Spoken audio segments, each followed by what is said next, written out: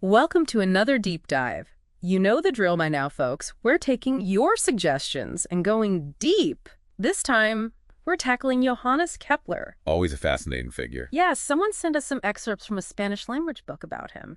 Seems like they're really interested in going beyond just the famous 3 laws of planetary motion, you know? Definitely. There's a lot more to Kepler than those laws. Oh, absolutely. So we're going to try and unpack his whole deal, like his life, his work, what made him tick, all of it. Because this guy, he was more than just like a brilliant astronomer.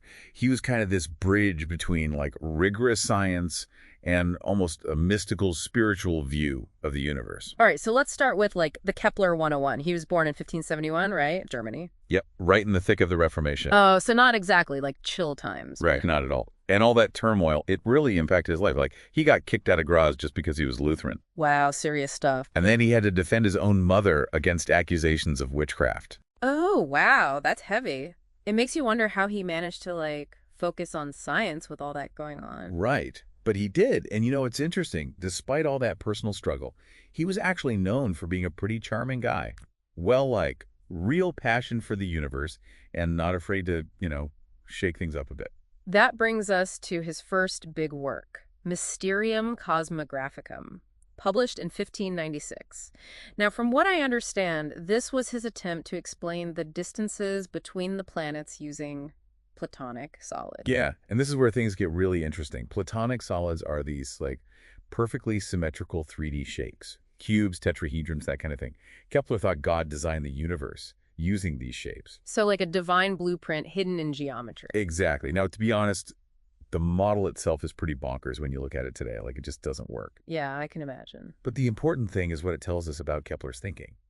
He saw math and geometry as, like, the language of God. Yeah. And he really believed there was a beautiful hidden order to the universe. It's wild how he mixed those spiritual beliefs with, hard science. Totally. And this is something we'll see throughout his life, this constant search for harmony between what he observes in the sky and what he believes about God.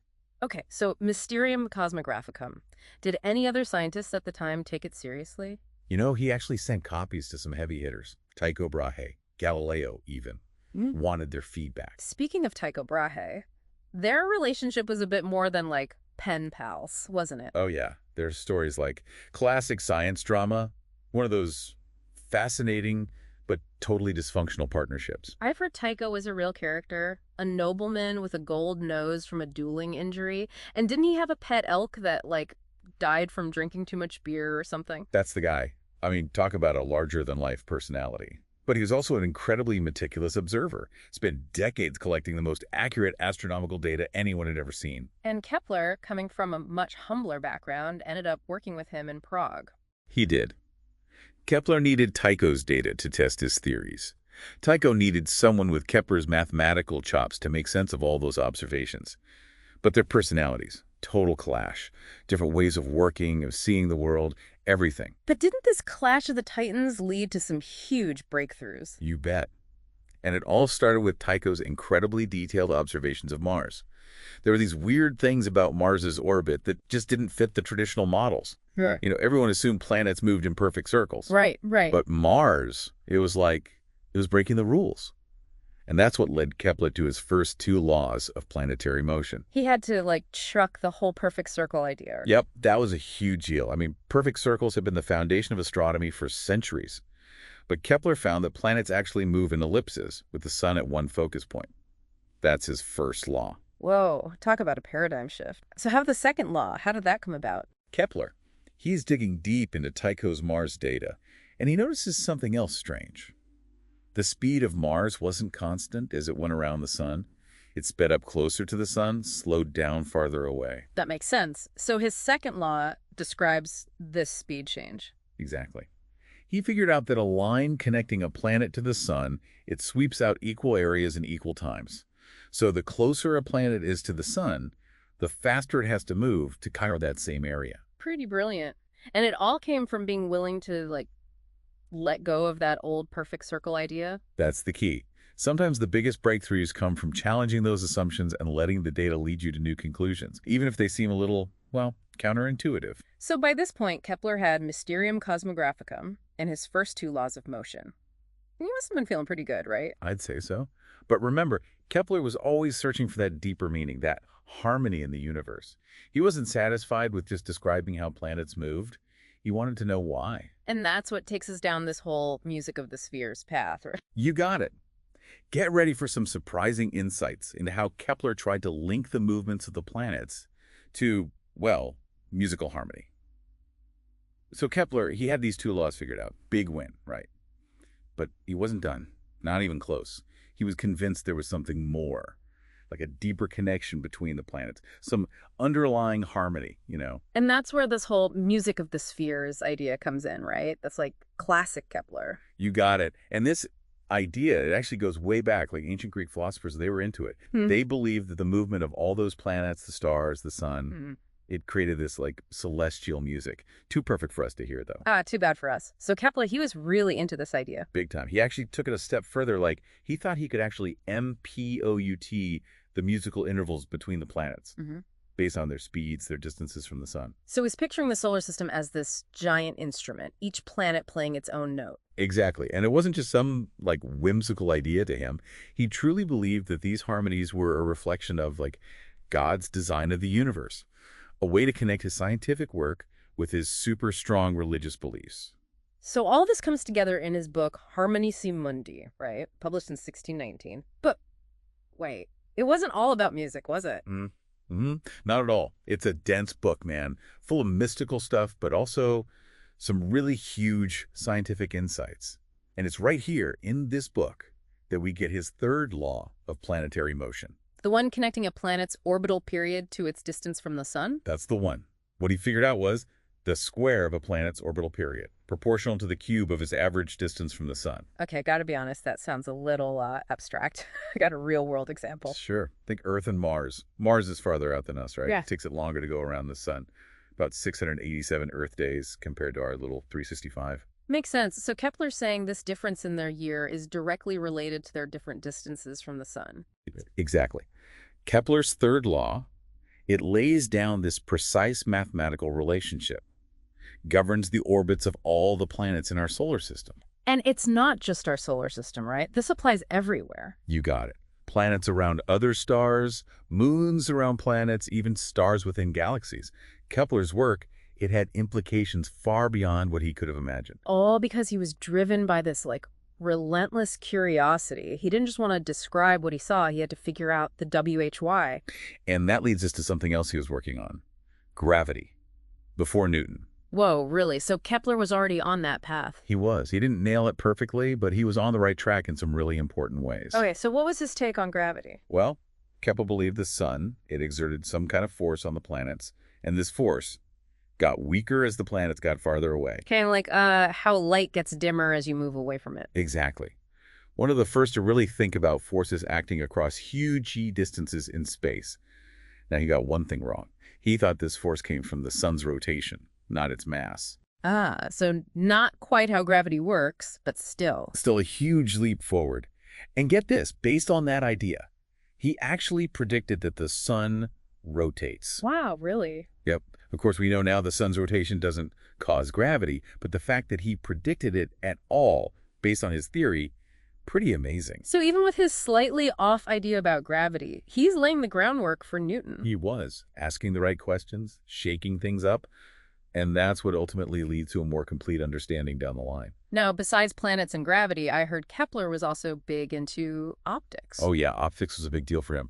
Fascinated by refraction, you know, how light bends when it passes from one thing to another, like from air to water. And how did that tie into his astronomy? Well, he realized that refraction, it could actually mess with our view of the stars and planets, especially when they're low on the horizon.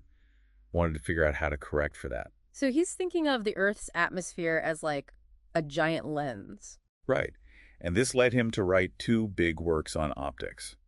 Astronomia pars optica, dioptris, full of detailed analysis of how light works through lenses.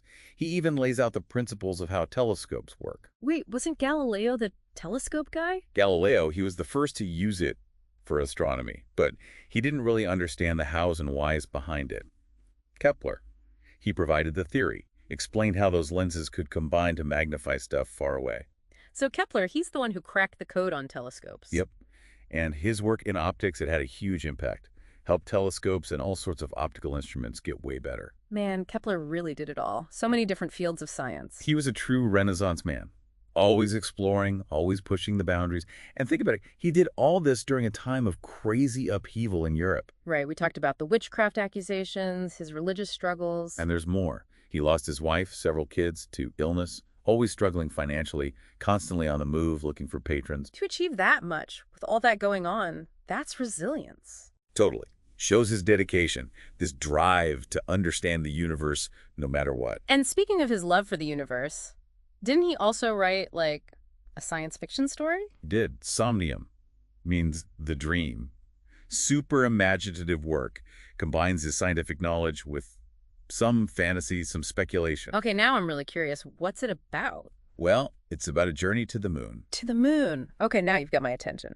Kepler, the guy who cracked the code on how planets move, is writing about the moon. I'm all ears. So Somnium, it's about this young guy who gets a lift to the moon with a little help from his mom, who's a witch. Wait, hold up. His mom's a witch? I thought she was accused of witchcraft in real life. Yep. That's the funny part. Kepler, he had a little dark humor going on. Anyway, in the story, the mom summons a demon. This demon, he's the one who knows the ropes about space travel, explains the whole deal, all the challenges of getting to the moon. That's wild. Okay, so what's the mood actually like in Kepler's story? He actually gets some stuff right. Like, he describes it as rugged, mountainous, with huge craters, big plains, even mentions the extreme temperatures. No atmosphere, so no way to regulate that heat. So he's using his science brain to make it believable, even though it's still fantasy. Exactly. But there's more to it than just, like, a lunar travelogue.